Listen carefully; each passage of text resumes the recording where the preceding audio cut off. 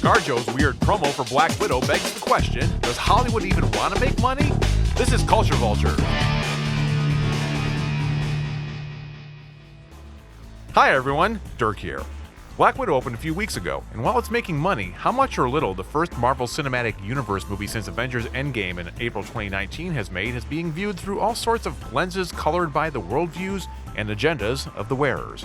By the numbers, its opening weekend was down in the bottom tier of MCU movie opening weekends between Doctor Strange and Ant-Man and the Wasp, and it's currently the third highest grossing movie of 2021, and it could be number one for a while until something like the new James Bond or Spider-Man movies arrive.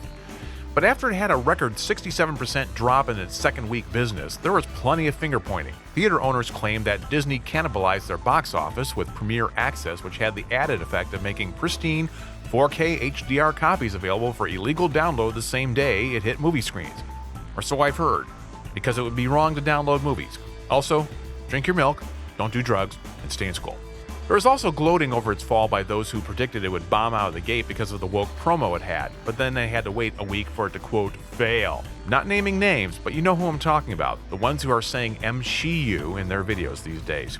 Now, it's open to debate what factors are influencing movie box office these days. For starters, there's still a lot of skittishness in the public about returning to public spaces after being force-fed nonstop fear and panic for the past 16 months about the hot fad plague and all the variants like something from the Loki series. It's ironic that after fully cooperating with the shutdown of their industry for over a year, throwing their production and release schedules into disarray, and dumping many of their movies into day-and-date streaming release, as Warner Brothers is doing with their entire 2021 slate on Hobo Max, and Disney with their rip-off Mouse Plus Premiere Access thing, Hollyweird is now desperately trying to get audiences to come back to the movies. This after they went along with allowing people to believe they die after they left their homes, and making it so easy to see new movies at home, who would bother spending the time and money going out?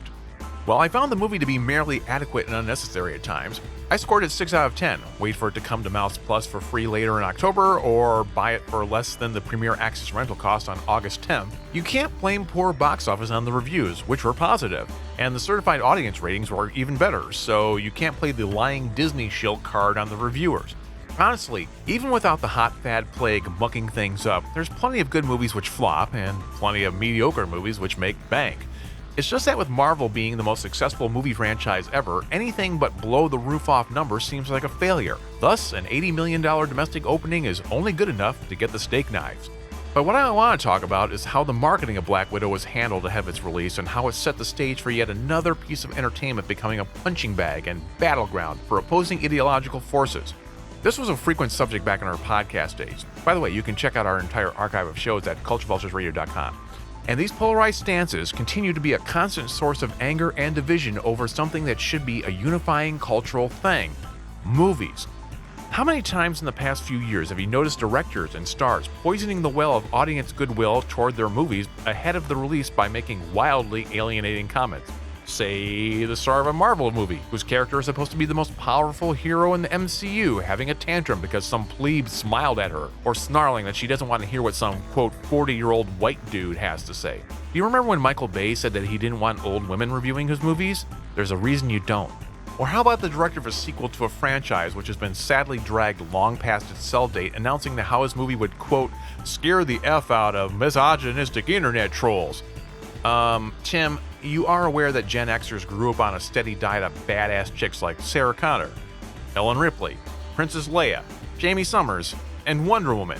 And later generations had Lara Croft. Heck, half of the roles Angelina Jolie has played. Trinity, Celine, Buffy, Katniss Everdeen, Michelle Yeoh in a ton of movies, including the new Netflix Gunpowder Milkshake at age 57, and, well, Wonder Woman, right? Who exactly is having a problem with strong female characters? Tone-deaf comments like these automatically put a big chunk of the potential audience on edge and cause the actual movies to be looked at much more critically, with people looking for evidence of a sucker punch or some preferred representation occur, rather than just watched and enjoyed or disliked for their merits. Entertainment is becoming a Rorschach purity test. Which leads us to Scarlett Johansson's bizarre publicity for Black Widow when it finally came out. Remember, it had been over 2 years since there had been an MCU movie. 2020 was the first year without a single MCU title since 2008. The HFP had completely wrecked Marvel's Phase 4 release schedule. If not for HFP, right now we should have already seen Black Widow, Eternals, Shang-Chi and the Legend of the Ten Rings, and Doctor Strange in the Multiverse of Madness, with Thor: Love and Thunder on deck for November. That's a lot of lost time and a ton of money to make up. So what was the dominant story in advance of Black Widow? Was it, hey everyone, Marvel's back, come on out and see the movie that we should have released 4 years ago?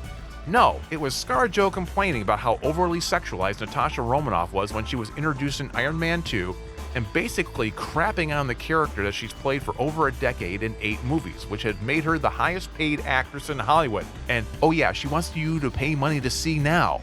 While Collider conducted this interview in 2019 during a set visit, this snippet was latched onto by the media and echoed everywhere as the official narrative ahead of the movie's opening.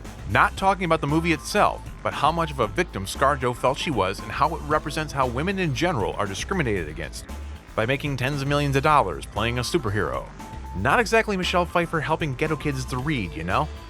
So in response to the question, there is a sort of sexualization of superheroes. How did that affect Black Widow? Johansson said, yeah, it definitely has changed, and I think that part of the change is actually from me too.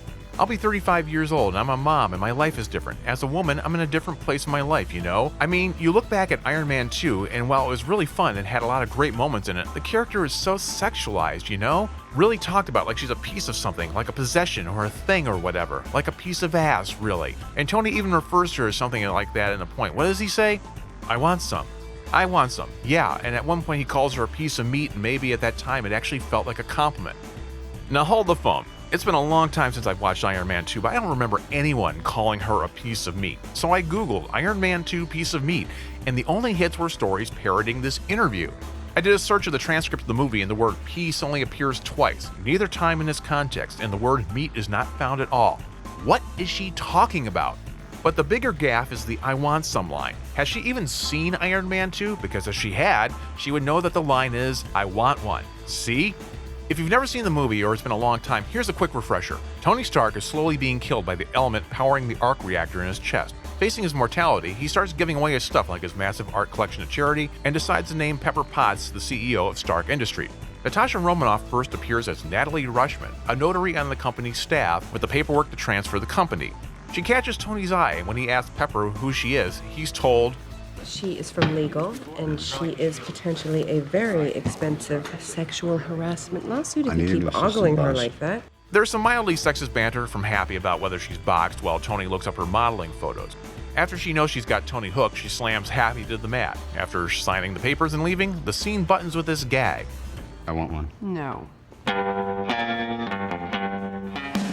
Later in the movie, there's an awkward scene where she looks like she's trying to tempt him, but then the big twist happens when she appears with Nick Fury, revealing that she's a S.H.I.E.L.D. agent.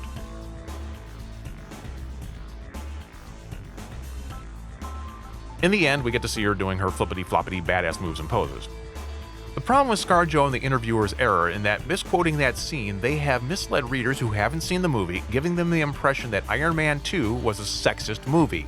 What's wrong with being sexy? I mean, there's no trouble with sexist. And alerting those who had seen it that some politically correct revisionist history may be going on. I'm not going to go into a big lesson about how Black Widow's been handled in the comic books. There are plenty of comic book experts with videos out there explaining this. But as far as the movies have captured, Black Widow, both in the form of Natasha and all the others who are featured in this newest movie, has always been a femme fatale exploiting male horniness. It may be a stock trope, but who are we kidding? It's how the world works. Women can manipulate men a lot easier than vice versa. While Joss Whedon has been retroactively judged as a garbage person masquerading as a male feminist, when he made the Avengers, he recycled his own Buffy the Vampire Slayer trope of the seemingly helpless girl stalked by monsters who isn't as helpless as she appears in Natasha's introductory scene. Knowing that audiences may not have seen her in Iron Man 2, he reintroduced her with this scene in which she's being interrogated by some Russian bad guys. She's tied to a chair, her life is in danger, but then a phone call comes for her. Put the woman on the phone or I will blow up the block before you can make the lobby. We need you to come in. Are you kidding? I'm working. This takes precedence. I'm in the middle of an interrogation. This moron is giving me everything. I don't give everything. Look, you can't pull me out of this right now. Natasha. Barton's been compromised. Let me put you on hold. That eyebrow raise really kills me. She then proceeds to beat the crap out of all the guys while still tied to the chair with some killer moves like this chair flip and whatever this almost getting a concussion move is about before stringing up the general, picking up her heels, and leaving. Badass. Across her 8 movies, Natasha had a character arc which was told in fragments that when assembled traced her from a reformed assassin to the Avenger holding down the fort in the post-snap world of Endgame. It's what makes the story of the Black Widow movie redundant, making her more of a side character in her own film as they set up the next Black Widow, Florence Pugh's Yelena Belova, who will be seen next in the Mouse Plus Hawkeye series. This is why Black Widow was meaningless in the grand scheme of things. It added little new to Natasha's story. Which leads me back to the point at which all of this has been circling. With so much money on the line and a long legacy of movies featuring this character, why in the world did Disney allow this to be the narrative ahead of its release? Not talking about how great it is to have movies back, and don't you want to see the lovely and talented Scarlett Johansson one last time as Natasha Romanoff, the Black Widow? This is freaking Disney, for crying out loud. They could have crushed any discouraging words and just happy talk the product, but they allowed this to happen. And for what? To allow an extremely rich, famous, and popular actress to come off as a spoiled, entitled, and ungrateful brat? And this wasn't the only story hammering the narrative that Black Widow is going to fix everything wrong with all those movies people loved. Less publicized than the I Want Some bit was an interview in Glamour, where she complained about how actresses are underpaid. Mind you, this is after she made $56 million in 2019. When the topic of male-starring movies making more was suggested, she said, "There's always been these little key terms like bankability and box office draw. These are all terms that are basically masquerading as sexism. It never had anything to do with those things. And if there ever was, it was also part of this systematic issue that women could not be as bankable or have a box office draw." Not to put too fine a point on it, but this is balderdashery. Angelina Jolie routinely made more than her co-star. For the 2016 box office disappointment Passengers, Jennifer Lawrence was paid $20 million and Chris Pratt made $12 million. Why? Because she was coming off Hunger Games and X-Men series and had an Oscar, and Pratt was still smaller time. Big stars make big bank. Period. If actresses who put butts in seats are making less, then that's their agents failing them, not the system or society.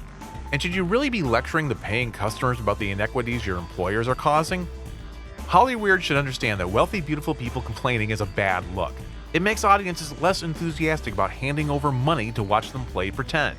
ScarJo's been acting since she was 10, transitioning from a child star to a young ingenue in movies like Ghost World, Lost in Translation, and Vicky Cristina Barcelona, to an action hero in the MCU, to a double Oscar nominee in 2019 for both Best Actress and Supporting Actress, coincidentally up against Florence Pugh for Little Women, nominations that were well-deserved. But what are you thinking about now? What interesting projects will she do next? Or what an ungrateful person she is, and how you don't want to see her movie? Anyone familiar with old Hollywood knows how diligently the studios kept their stars' dirty laundry out of the scandal sheets in order to protect the images with the audience. Now it seems reversed, where the stars openly despise their audience, and if they don't take their lectures and then pay them money to see them, well, that's just proof of how terrible those deplorable audiences are. This causes predictable feedback loops like with Lady Ghostbusters in 2016, when its failure was blamed on, quote, toxic male fans who hate women. And not that they made a dreadfully unfunny movie that was nowhere near the quality of projects everyone involved with the movie had made before and had been rewarded by the same audiences who were now attacked. When people stop going to a restaurant whose quality has declined, you don't see the food press saying that people just don't like food, do you? How long can an industry already suffering from increasingly mediocre and samey product with a customer base they have actively discouraged from leaving the house continue when the non-VFX parts of the production are actively warring against their customers through the media? Amplifying the contempt Hollyweird has for its audience is a vast array of social media type bloggers and YouTubers who are more than happy to build their channels on pushing back against the dominant corporate media narratives and reinforcing their viewers' feelings of being hated by those who make the entertainment. Sadly, grievance sells on both sides of the divide, and it turns every performer and movie or show into another battleground for clicks, clout, and cash. The Punch and Judy act never ends because too many people are addicted to the dopamine hit outrage provides, and there's too much cynical profit to be made from fighting. Besides, the media and fandom warriors have already moved on to Kevin Smith's Masters of the Universe series, which is its own pile of stupid. And the art suffers as a result. Black Widow is no longer a comic book movie from a 24 movie and counting interconnected series, the likes of which has never been seen before. It's just the latest battleground between warring tribes who want to club the other side into submission, or at least score some righteous grievance points off the other side and make some coin doing it. And no one gets to have any fun anymore. And that just sucks. So what do you think? Has art suffered at the hand of politics? Are there stars that you like more or less because they are constantly complaining social justice warriors, or they just shut up and act? Do you think there's any way out of this endless cycle of killjoying? Let us know in the comments. And if you made it this far, would you please be so kind as to subscribe, like, and share this video, and make sure to follow our FaceSpace page for all the in-between video stuff that we share, like free game deals and movie trailers. Links are in the description below. Y'all stay safe out there. See you next time.